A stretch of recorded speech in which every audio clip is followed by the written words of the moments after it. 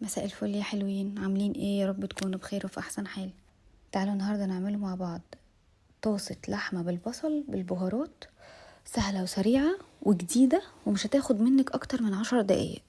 لو عندك عزومة تقدري تعمليها في العزومة، ولو عايزة تعملي منها يوم كده سريع، اكل سريع كده، سندوتشات لحمة، او تعملي جنبها رز ابيض، ممكن تقدري تعملي جنبها اللي انت عايزاه، او حبة مكرونة بالصلصة.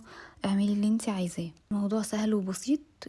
معايا طاسة غويطة هحط فيها زيت، ومقطعة بصلتين كده وسط، هنزل بيهم في الطاسة وهفضل اقلب فيهم لحد ما البصلة تغمق. انا بحب اعمله غامق شويه، فانا هنا هحمر البصلايه، ما تقلقيش هي البصله مش يعني هفضل اقلب في البصله. بعد ما نزلت البصل بتاعي في الطاسه هفضل اقلب فيه لحد ما يحمر كويس جدا جدا ويغمق زي ما قلت لك. بصوا هنا البصل بتاعي خلاص بدا يغمق، بدا يدخل في اللون بتاع بصل الرز الصياديه. هنزل بقى بالبهارات بتاعتي: ملح، كاري، جوز الطيب، عود قرفه، وفلفل اسود. بس مش اكتر من كده. تقدري كمان تحطي سماق لو تحبي، البهارات اللي انت تحبيها. لو عايزه تشيلي جوز الطيب شيليها، لو مش بتستخدميها في الاكل حطي البهارات اللي انت حباها، بس الاساسي معانا يا ريت يبقى ملح وفلفل اسود وعود القرفه.